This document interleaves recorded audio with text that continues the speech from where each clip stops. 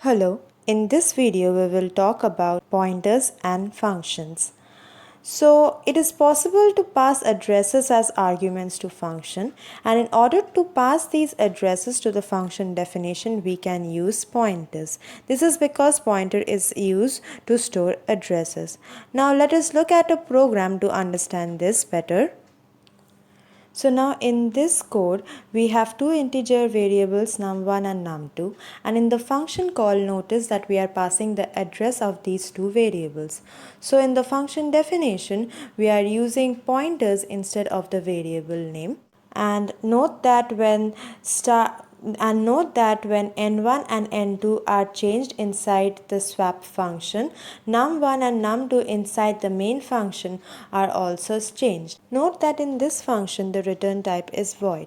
However, we can also pass pointers to function. For example, in this next code, the value stored at p and star p is 10 initially.